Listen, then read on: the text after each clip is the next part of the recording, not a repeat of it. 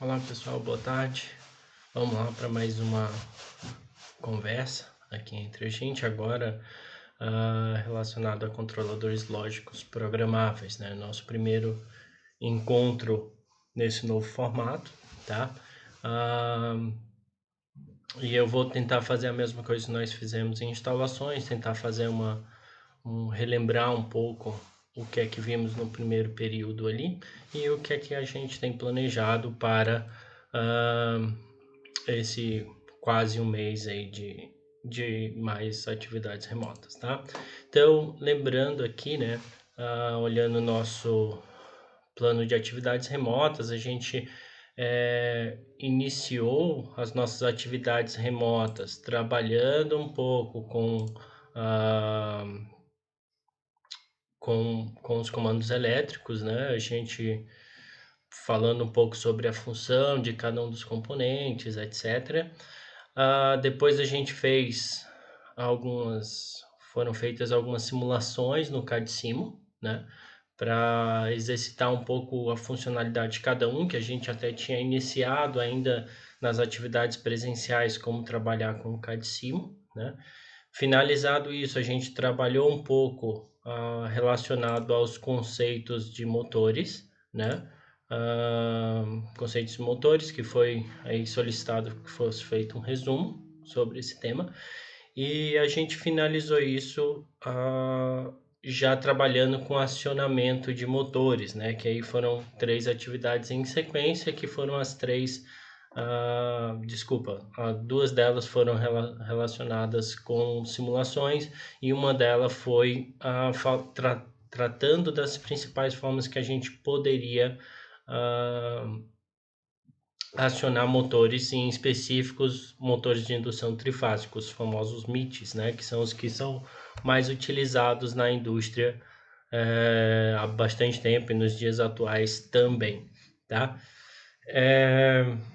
Então eu peço aqui, eu já corrigi todas as atividades de vocês, como vocês sabem, então eu não recebi nenhum feedback após a correção e também não pude perceber uma dúvida específica que tenha surgido da turma como um todo. Então, se por acaso tiver algo específico que vocês queiram que a gente revisite ou trabalhe um pouco mais, por favor me avisem que aí eu tento fazer um vídeo explicando isso, tá?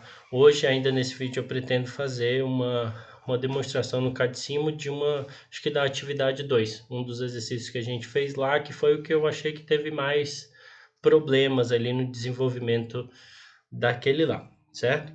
Então, que mais, né? Agora a gente vai continuar nossas atividades de forma remota, né? Tendo nas quartas-feiras a disciplina de controladores lógicos programáveis, então toda quarta-feira a gente vai abordar novos conteúdos relacionados a isto, tá? Então, os conteúdos de CLP que nós vamos primeiro encerrar a parte de comandos elétricos, tá? Que ficou faltando a partida mais utilizada, a partida eletromecânica mais utilizada, que seria a partida estrela triângulo, tá?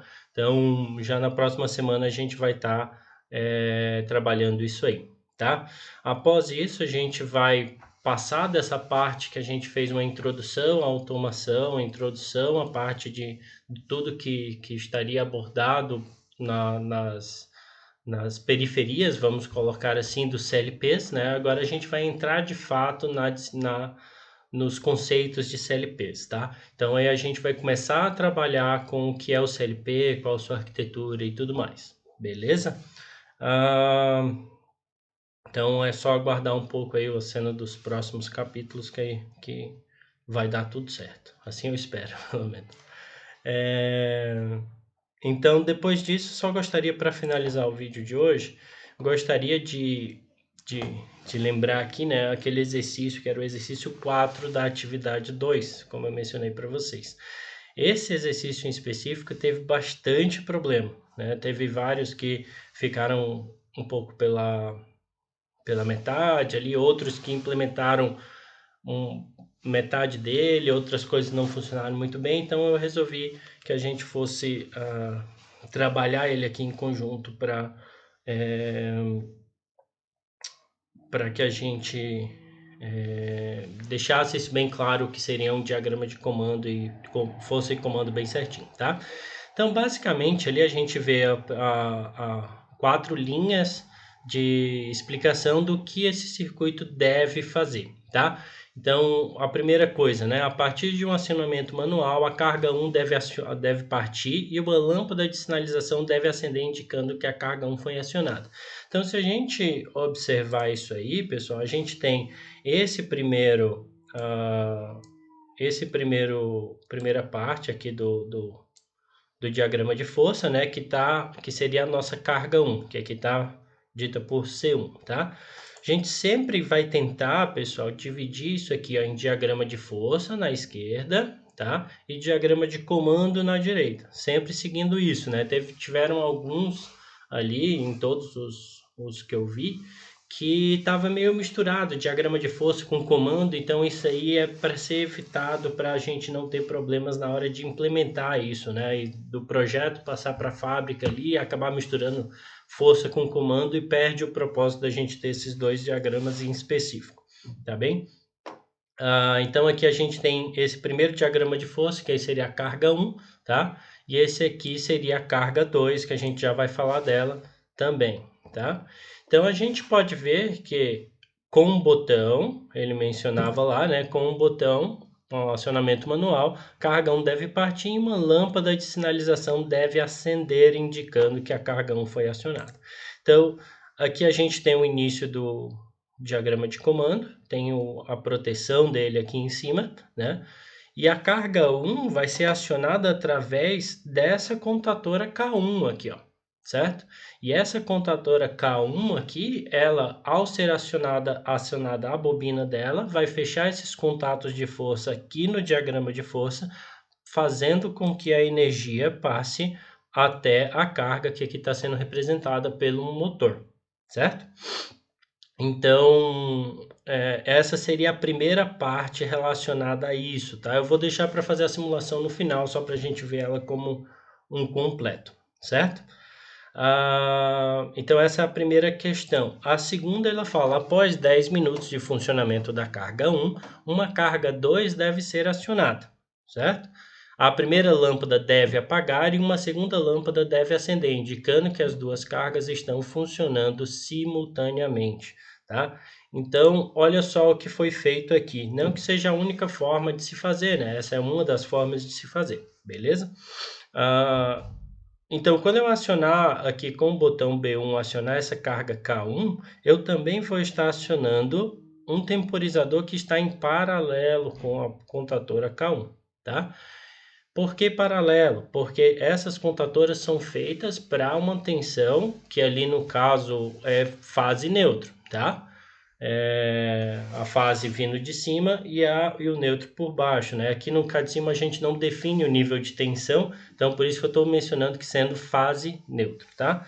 Se eu colocasse em série, pode até ser que o cá de cima entenda isso e acione os dois, mas na hora de implementar poderia dar erro, tá? Então a gente sempre vai colocar as partes finais do comando, as bobinas, as lâmpadas, etc. Tudo isso é a última coisa a se ter na linha de comando. Então isso é uma linha de comando, eu tenho um finalzinho aqui, uma contadora. Essa aqui é uma parte de linha de comando, eu tenho esse temporizador e assim sucessivamente, tá? Então, quando eu apertar a botoeira, ele vai acionar a contadora, vai acionar a bobina do temporizador e ele vai começar a contar um tempo, né? Quando ele terminar de contar esse tempo, o que é que vai acontecer? Ele vai fechar esse contato normalmente aberto do temporizador, acionando o K2 também, certo? Quando ele acionando o K2, e aqui também está no mesmo sentido, né? Acionou o K2 e aciona um temporizador 2 que está no próximo item lá. Só para fechar aquela linha, quando eu acionar o K2, ele vai fechar este contato normalmente aberto do K2, ligando essa lâmpada, tá? E ele vai desacionar o X1 aqui, que foi acionado quando o K1 foi acionado, somente ele vai desacionar quando tiver o DT1 ali, o DT1 normalmente fechado, ele vai abrir, certo? Aí, A terceira instrução é: após 25 minutos de funcionamento de carga 2, ambas as cargas devem ser ligadas. A segunda lâmpada deve apagar e uma terceira lâmpada deve acender para indicar que o processo terminou, tá? Então, quando ele contar esse tempo desse temporizador aqui, ele vai fechar vai abrir esse contato normalmente fechado aqui de DT2 e ele vai desenergizar todo o circuito, tá? Quando ele fizer isso, ele vai deixar esse cara acionado, tá? Então vamos ver esses 3 pontos aí acontecendo, tá? Essas 3 linhas. Então eu dei o start lá, ele fica com essa lâmpada X3 acesa, tá? E quando eu apertar B1, aciona K1 e aciona DT1 com tempo aqui. Claro, eu não botei ali os 10 minutos e 25 minutos, tá, pessoal? Acho que eu coloquei 3 segundos e 3 segundos, porque senão haja tempo, tá? Então vamos lá. Apertei aqui, ele está contando o tempo lá, ó, 3 segundos. Ele vai acionar esse cara. Acionou aqui, mudou para a lâmpada, ele está contando lá. Quando ele terminar de contar, ele vai abrir esse ponto aqui e vai acionar novamente essa lâmpada, tá? Então esse seria o processo daquelas 3 linhas, tá? Na última linha ele pede que seja colocado uma proteção por relé térmico e caso haja sobrecarga de um desses relé térmicos, que uma quarta lâmpada seja acionada indicando essa questão, tá? Então vamos lá, vamos simular primeiro o relé térmico FT1 e depois o FT2 para ver o que é que acontece.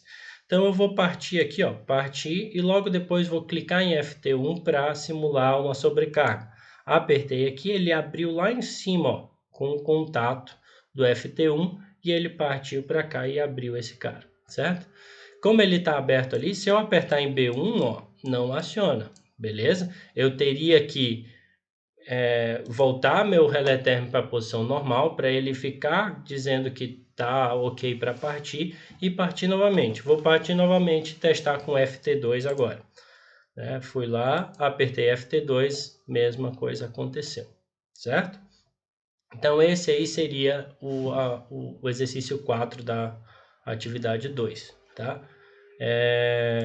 Eu espero que com isso tenha sanado algumas dúvidas que porventura tenha surgido, tá? Caso queiram que seja feita alguma outra explicação de algum daqueles outros circuitos, estou à disposição aí, tá? E vamos aguardar aí os próximos passos e logo em breve eu já vou estruturar e passar para vocês a última atividade relacionada a comandos elétricos. Beleza, pessoal? Um abraço e até mais.